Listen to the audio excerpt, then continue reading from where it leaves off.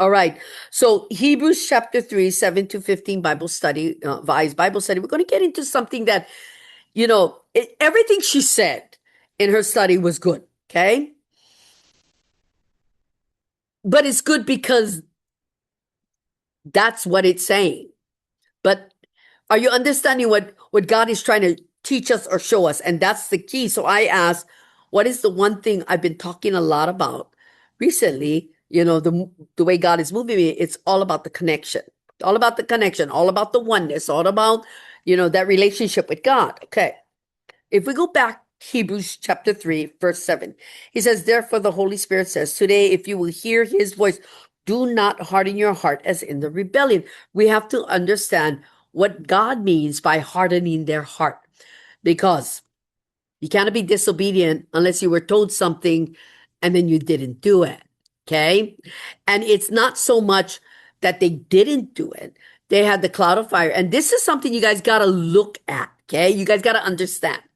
If you guys keep saying they were unbelieving, when they have the cloud of fire and the cloud of smoke with them, they knew that there was a God. They weren't unbelieving, but they were unbelieving in a different way. It's not even unbelieving. It's not even, their hearts were hardened, because with a hardened heart, I wrote over here, a hardened heart. A hardened heart is when somebody becomes insensitive to someone else. They become insensitive. That means if they become insensitive to someone else, they will have a lack of receiving from that person. You get it? That's a hardened heart, because you have something against somebody else. So no matter what they do, you're not going to receive it because you already have this thing with them. Their heart is hardened like that. They wanted the promised land. They wanted, that's why all the way it says, well, we got to fight with these people so we can have the land, the giants and all this kind of stuff. Joshua and Caleb, the only two, said, hey, God gave it to us. We already have victory. All we got to do is go in and fight for it. And they didn't want to. They just wanted it given to them. They wouldn't trust God. They wouldn't. Even though they had God, they didn't want to. They feared for their own life. And it shows that it was just about them wanting for their life. They wanted the promises, right, of all these things. Okay. So the hardened heart is exactly like that. So let's look at it from that perspective. Okay. From somebody who's insensitive to God. Yet God shows himself and he's there, but you're insensitive or a hardened heart because you become insensitive to what he's doing for you. And then you become unreceptive. You become unreceptive. You cannot receive because you already have this thing with God. You get that? You're trying to fix yourself so you don't have this thing, but that thing you already have because it's part of you, because of your expectations, right? Your expectations of what God will do, your expectations of what you're supposed to do. So this is the kind of stuff that can make you insensitive to God, no matter what he says, no matter what he does. Yes, you may get it in the beginning, but in the end, you fall right back into the same place that God got to do something else and you want God to do something else, right? Because why? Because you are no longer sensitive. And it was in, where is it? Timothy, right? Timothy chapter 4, you don't have to go there, where Paul said, for the time will come when they will not endure sound doctrine, but according to their own heart's desires, their own desires. You see that? That's what he's talking about. The time had come when they will not endure what God is saying, what God is doing, right? What Moses is trying to help them with, the laws that God set up for them. They were doing it, but they were doing it grudgingly because they had this thing with God. Okay? Because God wasn't going to let them into the promise. And instead of going into the wilderness and showing themselves faithful, like Joshua and Caleb did, they were walking with them too, right? For 40 years. And yet God was going to let them in. But they had to stay faithful that 40 years too. It's not like God said they're the only ones that are going to go in and then they can do whatever the hell they want. That's not how it works. Well, not with God. He found them faithful. They would stay faithful. They would stay faithful, right? Yet the people of Israel, that God pulled out, she talked about God taking them out because he saw their pain, he heard their cries. and he brought them out. And yet, in spite of all that he had done, and even in the wilderness, all he had given, they still had this thing against God. They still had this thing. Yeah. And sometimes maybe we ourselves don't know what that thing is, but that thing is hardening your heart. A lot of times people have, it's hard to trust God. Yeah. It's hard to trust God when you cannot trust people. You know what I'm saying? When you cannot trust your husband or your wife, when you cannot trust your kids, you have that untrust. How can you say you trust God, but you know what I mean? It's not playing out here. And so the people, even though they had God, saw the works of God, and God saving them and threatening them and killing some of them, they still refused to be receptive to God's love, how he was taking care of them, how their shoes never wore out, how God always was providing for them. They still could not see the good that God was doing for them because they wanted that end result. They wanted the promised land. And because they were only focused on the promised land, get out of Egypt, get out of the wilderness, give us that promise. Yet they had to fight for it and they didn't want to. That's what kept them out. They wouldn't do their part of this relationship. They wouldn't surrender themselves to the will of God. You want it? Take it. I'm with you. Take it. But they didn't want to. They wanted everything given. And that's part of what's happening with, oh, I'm sorry, didn't finish. Second Timothy chapter 4, verse 3. For the time will come when they will not endure sound doctrine. They won't listen, right?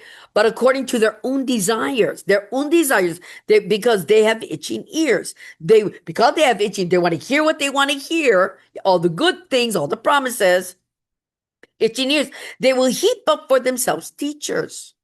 Heap up for, and they will turn their ears away from the truth. Away from the truth and be turned aside by faith. Remember Korah? Korah was of the tribe of Levi, but they were like a branch of the Levi family. Yet they had a service to God. They were part of service, okay? They were part of the service. But they felt that they should be the ones doing the important work because they had the grunt work.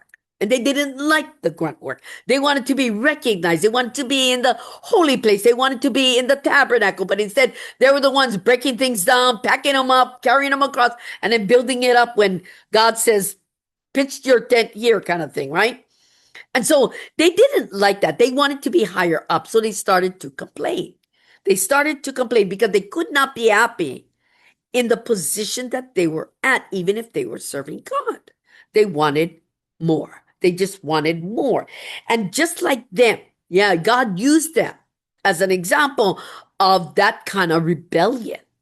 Their own desire to be in a grander place according to their thoughts, in the place of Aaron and his boys, yeah, to be in that place, caused them to not heed God. Not heed God through Moses, not heed God through Aaron, nothing, because they wanted what they wanted. That's a hardened heart. They became insensitive to what God had done by putting them into the ministry of the Levites, right? They could not see that they would benefit just like Aaron and his kids, but instead they wanted importance, pride, right? They wanted to be, they wanted to have, right? That can control. God wiped them all out. The whole shebang, right? Opened up the earth and swallowed them up for their rebellion. Get that? Because why? God was right there. God dictated it all, and they completely ignored God. They completely ignored God. You get that? Because they became insensitive to God, because their pride and their ego was telling them what they wanted and what they needed to be and what they needed to have. Get that? So they didn't have that kind of connection because they were insensitive to God. They only looked at the position, completely ignoring God, and his choices and all of that. That's why. That's a serious rebellion. And so it was kind of like that in Hebrews chapter 3, right? Where am I? Right here. In Hebrews chapter 3. Yeah. If you will hear his voice, and they were hearing his voice, they were seeing the cloud, right, of fire and of smoke, They were hearing him on the mountain, and yet they hardened themselves and would not be receptive to all that God had done. You guys hearing me? That's a hardened heart, because no matter what God does, you guys are insensitive to him, so you are not receptive to what he's doing. Hence, you cannot get out of where you're at. Get it? Okay. Moving on. In this understanding, okay, do not harden your heart as in the rebellion in the day of trial in the wilderness, where your fathers tested me. How? By telling God, where's the milk and honey? Where's the meat? Where this is testing God. You said you take care of us. You said you provide. You said we're going to have the promises, right? By testing God, that means you're taking what God has said and you're putting it back at him, and you're making him prove it. You want him to prove it, right? And you yourself can't even walk in your truth. That's testing God. Telling God, you first. Yet you know he's there, right? You guys know he's there. You guys have seen his hand. You guys have heard his voice. Yeah. And the personal things that he has done for you. So you have personal testimony of the hand of God. Yet you're hard. Excuse me. Yet you're hard because you're insensitive to him. So you're not receptive to what he's doing with you. That's a hardened heart. That's a hardened heart. Therefore, he says, therefore I was angry with that generation and said, they always go astray in their hearts. They do. Because no matter what God does, no matter what you have seen, no matter what you can testify, no matter, remember what I just said? You have seen, you have heard, you have experienced, you have testimony. In spite of all of that, he's still unreceptive to God. Unreceptive. Not disobedient, unreceptive. Because being unreceptive makes you disobedient. There's always something before the end result, right? And the end result was a disobedience.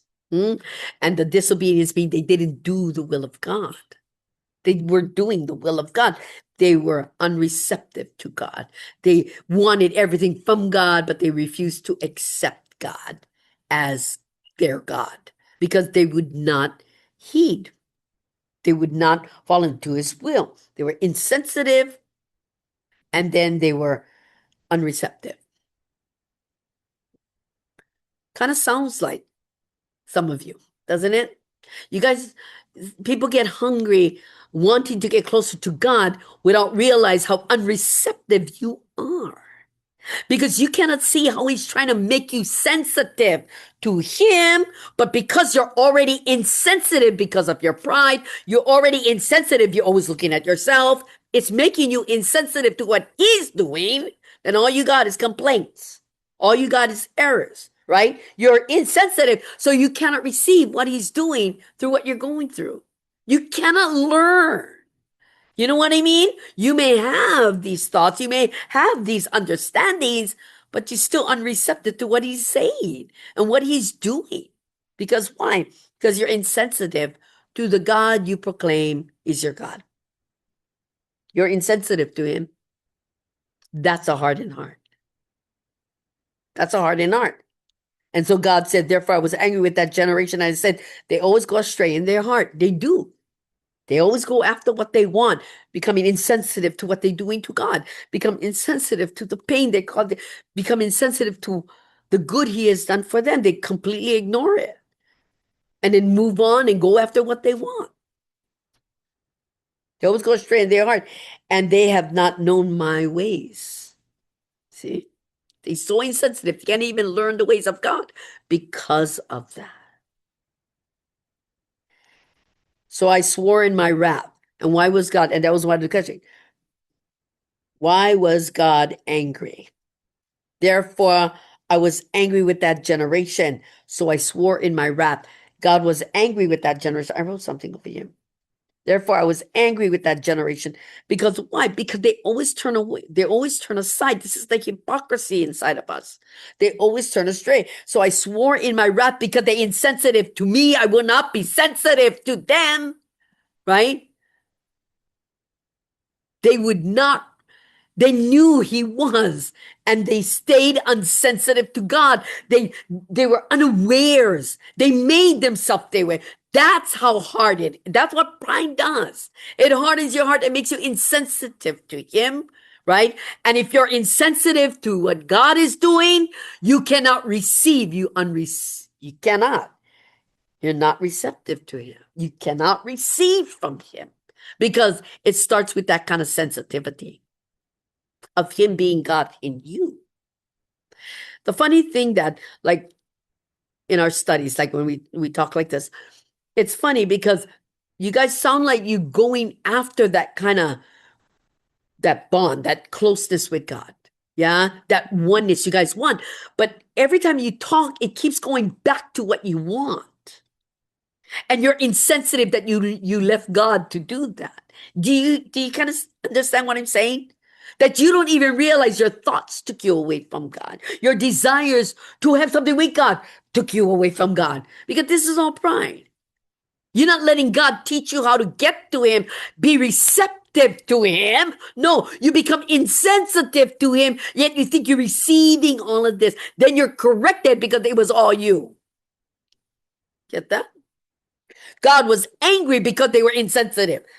God was angry because they did that to him. After all he was doing, they still could not receive his love. They still could not receive him as God. They still would not. Because why? Because they refused to heed. All they knew, they still refused to heed. Their pride did that. That's why he said, they shall not enter my rest, because the rest is about that bond between you and God, that oneness, that intimacy that Caleb and Joshua had, that Moses had. This bond that you have with God. That's where the true rest lies. You cannot have it on your own. You cannot. It's a rest that he's offering. It's not one of the physical things of this world, but one in the spirit, in the mind, in the heart. So at peace with your life and the life that you're in because of God, that you find peace for others. They shall not enter into this because they're insensitive to me. Now, if God was to judge based on that kind of sensitivity, right? Are you sensitive to God, or have you been rebellious because you're unreceptive? You cannot receive. You want to know, you want to understand. You think you're doing everything you should to receive. And that's the problem, isn't it? You're trying to change you so that you think in you that you're better than you was, so that you look better in your eyes before God, that you look better. You know what I mean? All of that is pride. You. It had nothing to do with God. You're still not any more sensitive. The cycles of sin. Yeah, that when you go into this cycle, you feel like you're coming out and then again, and then you feel like you're coming out and then again, right? You fall into the same cycle. Why? Because you're insensitive. And even if he tries to lead you and guide you, you have to be receptive to get that kind of guidance. That's why you're in the cycle. He cannot lead you out. Your heart is still hard. You're insensitive. You're not receptive. He's showing you a way of escape, and you refuse.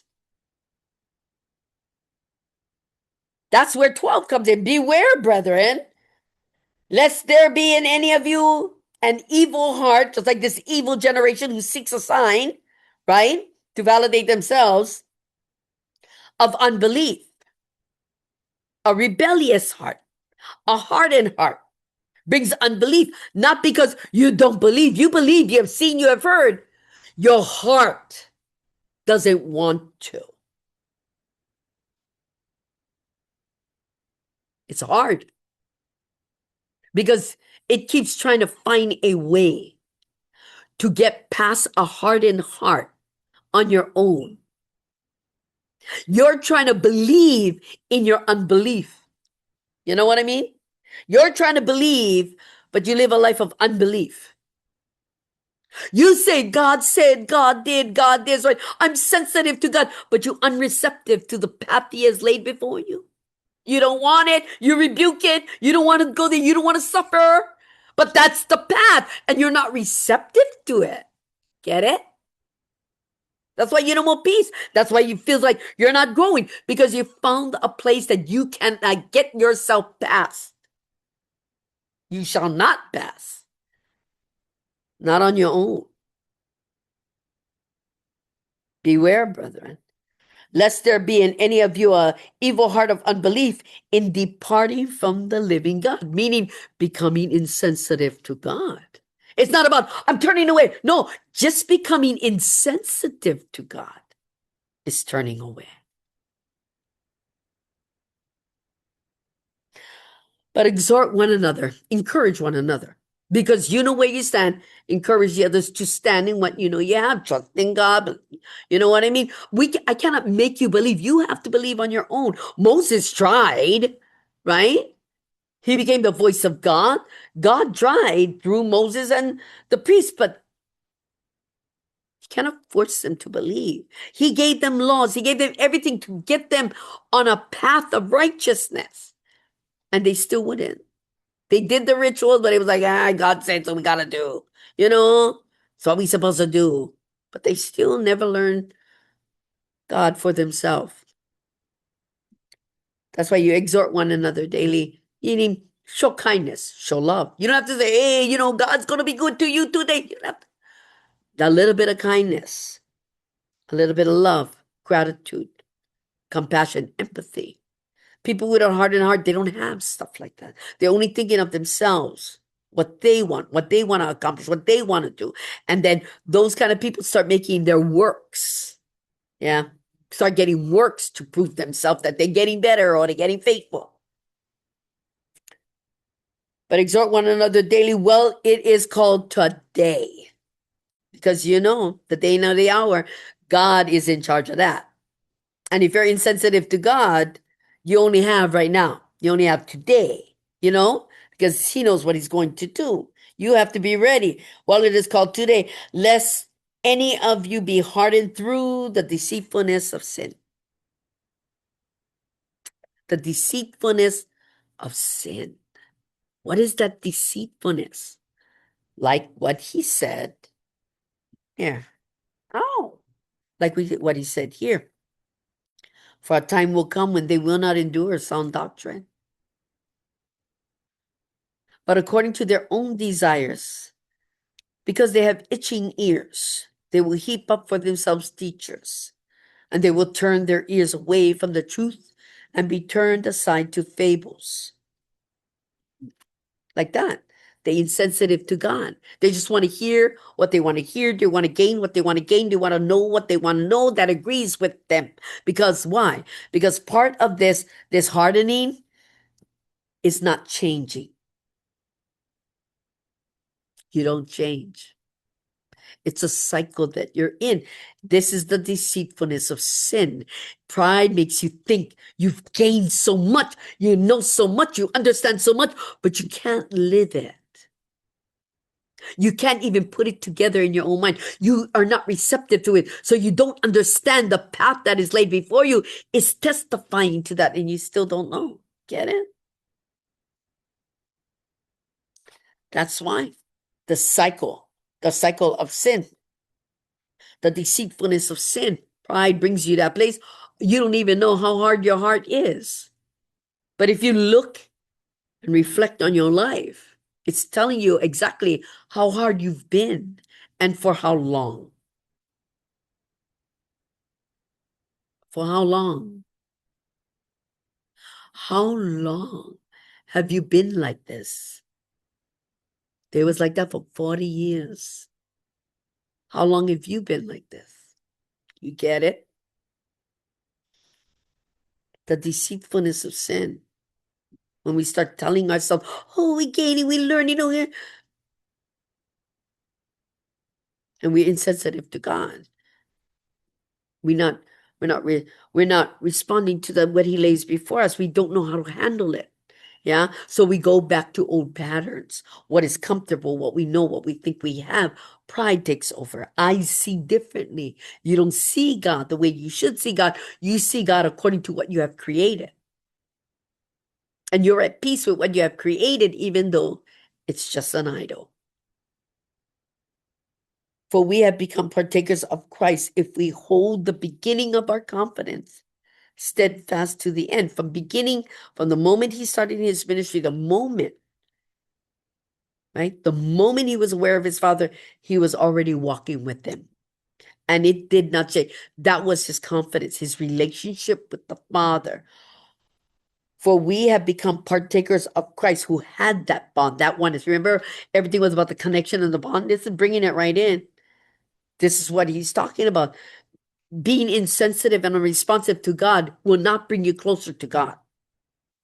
And thinking you have something to God doesn't prove you have something with God. You know what I mean? We are partakers of what Christ already has with the Father. He brought us in. He grafted us in. He brought us into something we cannot have on our own. Yet we're insensitive like they were to Moses. God through Moses. We are insensitive to God through Christ because we don't understand him. We think we're creating our own thing. You understand that? You think you're creating this understanding that'll help you get closer to God. No, you are partakers of Christ. He already made the way. He already showed it. We attach to that. Understand him and you will see yourself and you will find your way. The way that he has laid before us. That's why we are partakers of what he has done. We cannot create that on our own. And that's what we try to do. Hardened hearts do that. We are partakers of what Christ has done. If we hold our beginning, when we learn the truth and we hold on to it because we know, we can see we're not insensitive, we are receiving, we're receptive to what God is doing and saying, we're learning. That is our confidence. We know we have turned. We know we have changed. You know what I'm saying? That is our confidence. And we hold that confidence knowing that we have changed, knowing that we are new in Christ. We hold exactly that till the end of our days. You don't say it today and tomorrow you act like you don't know more Jesus, And the cycle shows you that that's exactly what you do. Here we are again. Here we are again. And then here we are again. Right? It's like that. That cycle means that you may have started confident, but you didn't finish steadfast. You didn't finish confident. So the cycle starts. That's why, while it is said, today, if you will hear his voice, do not harden your heart as in the rebellion. Don't become insensitive to God. And don't be unresponsive to the things that he does. Do not rebel against his hand upon your life. And yet you're unfamiliar with his hand, which shows that you're insensitive. Because he has been showing you from the moment your eyes open, his mercy has fallen. And the things you learn along the way, that's his grace, so that he can use you as a vessel to help other people. But we are getting caught up in what we think we need to be and what we think we need to have. God wants all of us to know him the way that he wants to be known by you. You know what I mean? No one can know him the way you can know him. No one can know him the way I know him. I can only share the fruits of what I know. And the people, you and others, partake of the fruit of this bond that I have with my Lord, that he has with the Father. I'm in the Father in me, and me and the Father are one. I'm in you, you are in me, and we are in our Father. And no one can take you out. You understand that? Because your confidence is in that. When you don't have confidence in God, you can be insensitive to him. When you don't have confidence in God, right? As God being your God, you are going to be unreceptive to him.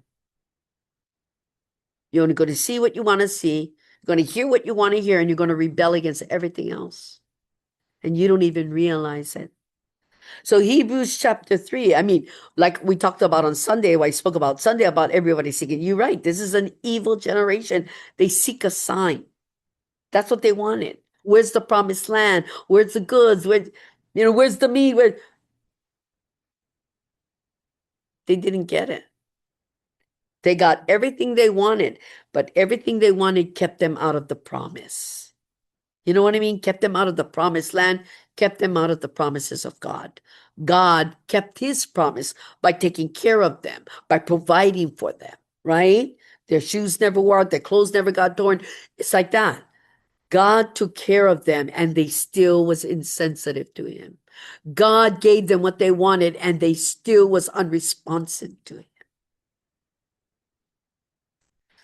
And that's what this is about. Hebrews chapter 3 from verse 7 to 15. Amen? Amen. Let me turn this off.